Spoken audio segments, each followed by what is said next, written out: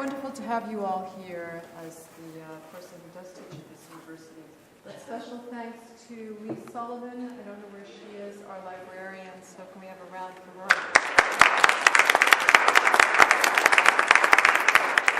Putting this together. All right, I have a few poems for you. This one's called Outside Guthrie. Abandoned, high grass, only the iron black horses' gate ornaments announce the abandoned ranch. Cool in the early evening, prelude to a storm. The horse pen, the white barns, now weathered to ghost riders. The house repainted, no longer anything you once owned. The living animals in the neighbor's pasture, mouse-brown mare blows in the storm morning wind. She rolls in delight, her back molds to the earth. Her voice announces that she sees us, but we drive back to the front gate. We cannot enter what you sold and left behind. This one is called Summer. It's for my father. I want to remember this, our time together, what we did without her there to tell me, you wouldn't want this life, you're not cut out for it. And me, the child holding the reins of an unruly horse, as you took off its shoe and examined its foot before putting the new one in place for riding far away. From the dirt I had pulled carrots shaped like mandrakes, or had stolen sour apples that fell beneath a huge tree where yellow and green caterpillars hung like earrings in the twilight, or sugar I'd taken from the box in the pantry when she wasn't looking. It was a fortune of smuggled goods with which to win them over, to keep them still and nudging me for more while he attended to your hooves. She tells me what to do, miraculously knows if I've lost something she has given me, as I should only like what she had, and I don't care.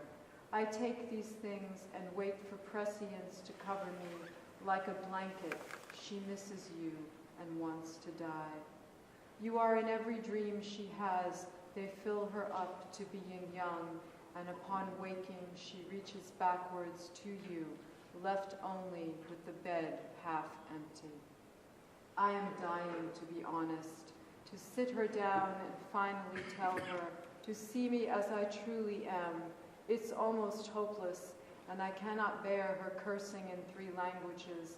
For all the good it does her, it sends me into silence. I've chartered the stars to find the constellation of forgiveness, its open milky light enticing me forward to resurrection, to love, to the familiar made over against the odds of time and space. I've memorized this now, the young girl, her long hair slipping from the braids, the mandrake carrot in her open hand, the unruly horse tamed and looking at her with trusting eyes, and her blacksmith father whispering in Russian, hold him tight. This one's called The River Styx. You promised to come back, swore to me that you would let me know what it is like, the empty landscape, the house of the Father, the river Styx, perhaps paradise. You were not sure. Even in prayer, it was not Christ you longed to see, neither father nor mother, grandparents or dead sisters. It was only him, your husband, my father. I wait for you each night. I pray you may appear and tell me the story of how it was to cross over. Just have a couple more. This one's called Fog. Dove gray farm weather, inside the house wearing a sweater. Summer solstice now over, the days no longer, rain in the forecast, horses stamp in the barn later, led out to be saddled.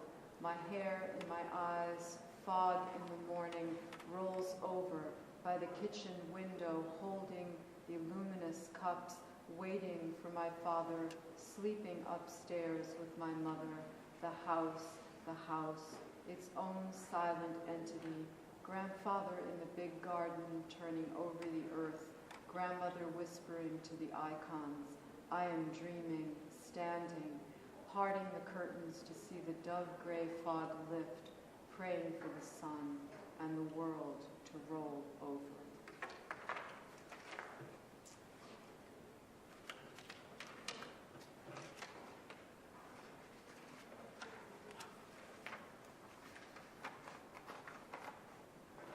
Just bear with me one sec.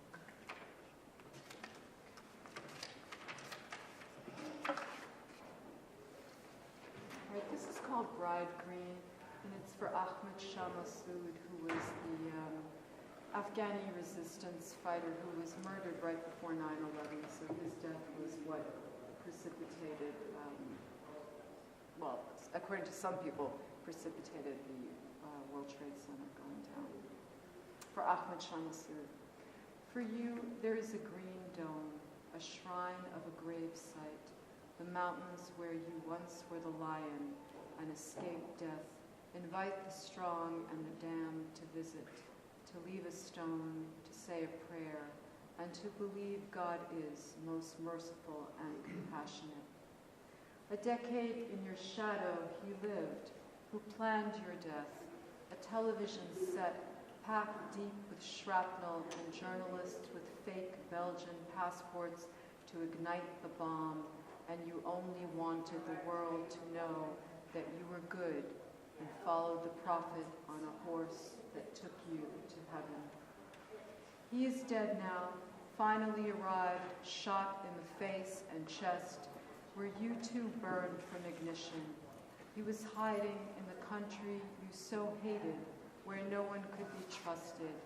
He is dead, taken quickly, betrayed, washed by his enemies, wrapped in a shroud, in a bag weighed down with stones, verses read from the holy book, the word of God then dropped into the Arabian Sea, engulfed by the tide to sink, to be eaten by the fishes, not multiplying into loaves, no miracles, no trace, no bride green shrine to hold his bones.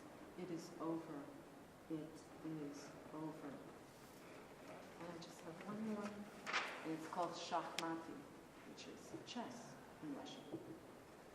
I don't want to remember, but I feel the incidents move through me like water, muddy, murky silt on the bottom, bodies locked in death embraces.